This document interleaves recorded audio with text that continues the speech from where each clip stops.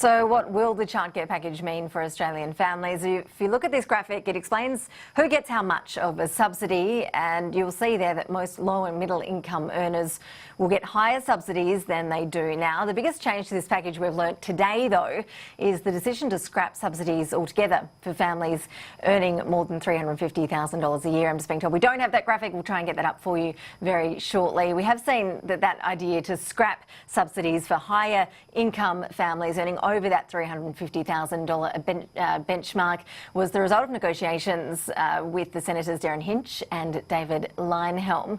We will get that graphic for you a bit later because I think it is important to go through exactly how much families can be expected to pay to these changes once these changes kick in, which isn't due to happen until July next year. But for more on this right now, let's bring in the Liberal Democrat Senator David Leyonhjelm. Thank you for your time, Senator. Good to speak with you. Now, as I mentioned, you and Darren Hinch have reportedly convinced the government to scrap childcare subsidies for those families earning more than $350,000. Why did you insist on that? Well, because the purpose of childcare is to get people, parents, mainly women, back to work. And quite frankly, I don't think an extra $7,500 or $10,000, as it will be under the new legislation, a subsidy towards childcare will determine whether or not a mother in particular goes back to work if the household is generating $350,000. I rather think other issues might kick in. There is also a moral question about that.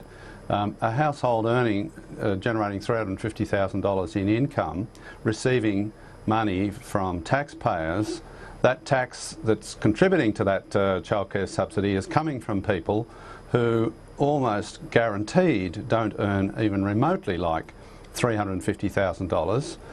So, you know, it's transferring money from much lower income people to very high income households. I think it's immoral as on top of being unnecessary. Okay, so you don't think this will create a disincentive for higher paid families to send one of the parents off to work. But when you look at the calculations here, and please correct me if I'm wrong, but from my understanding, once these new changes kick in, someone on around $60,000, a family on around $60,000 would pay about $30 a day for two kids being in daycare. But someone earning over that $350,000 mark, if they had two kids in daycare, they're looking at about $300 per day because they'd get no subsidy. So it's about 10 times more than the lower income family. Are you really saying that on a moral level you think that's fair and you don't see that as being a disincentive for one parent to go back to work? Well, I mean, yes, I do. I say it's not an incentive. It wouldn't be an incentive to go back to work receiving a maximum of $10,000 a year. That's really what we're talking about at that level of income. And even if somebody says, well, I'm not going back to work because I'm not going to get that $10,000 a year contribution towards my kids' childcare, my answer is too bad. That money is coming from people a great deal poorer than you are, and you shouldn't be holding your hand out asking for someone else to pay for your kids' childcare.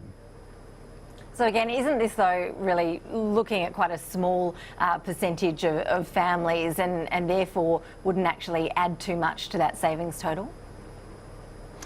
Yes, and that's a bit of an issue still with the government. They want to maintain all other payments in all other high incomes. I mean, if it had been up to me, we would have cut childcare off at a substantially lower income than $350,000. Certainly $250,000. What income level would you be happy with, Senator? Sorry? $250 was where I was going to land in terms of zero and taper it significantly before that. But Darren was happy with $350, so I went along with Darren Hinch. But there is also going to be an argument with the government about how to achieve that $350,000. Their approach will be to leave everything else untouched and just have it a cliff, basically. Say, reach $350,000, you don't get any childcare subsidy. What I would like to do is taper it prior to that, so it starts tapering off at a higher income, say from $200,000, $250,000, something like that. The savings to the budget would be more, and to your point, It's not a very big saving, just having it cut off at $3.50. And it's also sending a signal, I think, to society in general, community in general. You can't hold your hand out for other people's money. You can't expect to receive other people's money if you're earning, you know, $200,000 to $350,000 a year. You just can't do that. That's, you know, that's not a legitimate thing to do. There is also the argument that the government actually gets an excellent return on investing in subsidised childcare, because the government reaps back subsidies, particularly from those higher earning parents, through tax. I'm keen to know if you believe that that you have been convinced in recent time, after the comments you made earlier in the year about childcare workers just being there to wipe snotty noses and make sure kids don't kill each other. Have you actually been convinced, since you made those comments, which were extremely controversial, that childcare actually is a crucial part of the modern world, and that it does actually benefit hugely children in terms of that early learning period? Well, the key word you just used is crucial. You know, is it indispensable? Is it so indispensable that taxpayers, people without children included, should pay for it? My answer is no, it's not that indispensable. The alternative to childcare is for kids to stay home, usually with mum. Now, are we saying mums are so incompetent at raising their own children that they have to be sent to childcare, and that society, all other taxpayers, have to pay for that? I don't think we've reached that point, and nor would I hope we ever would reach that point. I'm not arguing that early childhood education doesn't have benefits. I've never disputed that.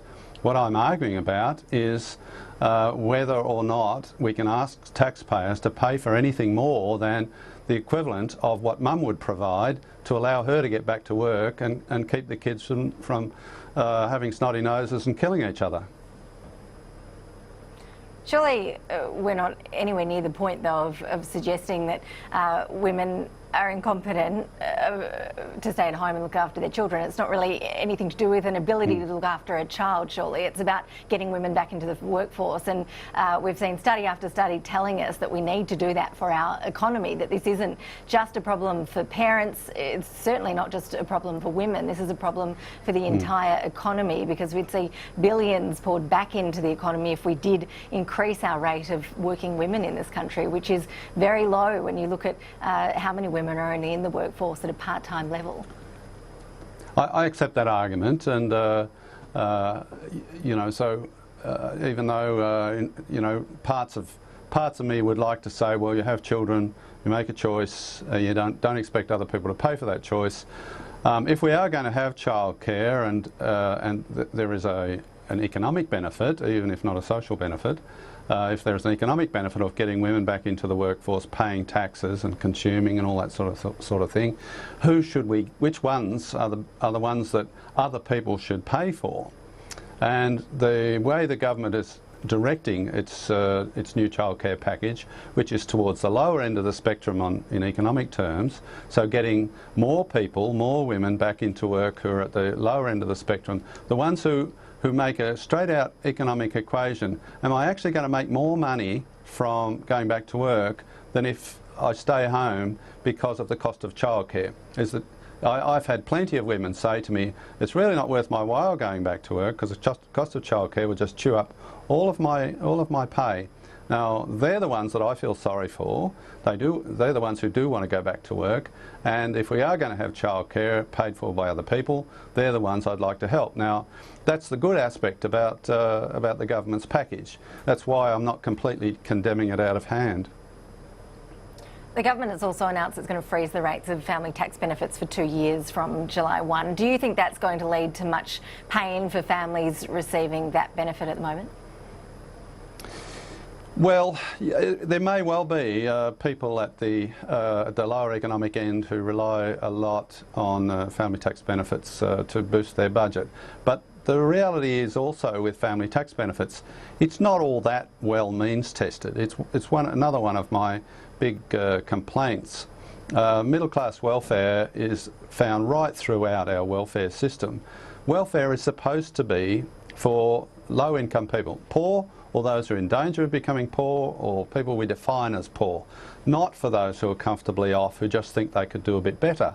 And there's a lot of family tax benefit payments go to people who could do quite well without it, and so therefore why are we paying it to them? So I'm happy to see a freeze, but really, I mean, it's, you know, it's putting a band-aid on an open wound. It's not fixing anything in the long term, but it, you know, step in the right direction. We do have a massive budget problem, big deficit, huge debt, not paying it down. We've got to do something. We have mentioned that Darren Hinch is on side with you on these changes. Do you have an understanding of where the other votes are coming from for the government to get this package through? Well, yes, I think the crossbench is on side as far as the savings are concerned. The government's been negotiating with the crossbenchers to get their support. As a result, the savings are not all that big. I mean, they're not all that impressive. I think there's only a couple of $1 billion in it, really, and I'm a bit lukewarm about it. You know, I think they could do a lot better, but I suppose something's better than nothing. On the childcare, well, we're not yet sure where the numbers land. I wouldn't be at all surprised if Labor and the Greens support it. I mean, the idea of throwing another $1.6 billion into childcare, even if Labor thinks some of the details are not exactly to their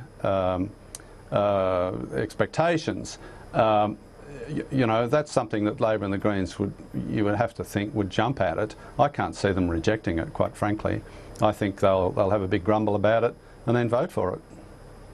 Are you hearing anything from the government on the corporate tax cuts? Do you expect they may split that bill too?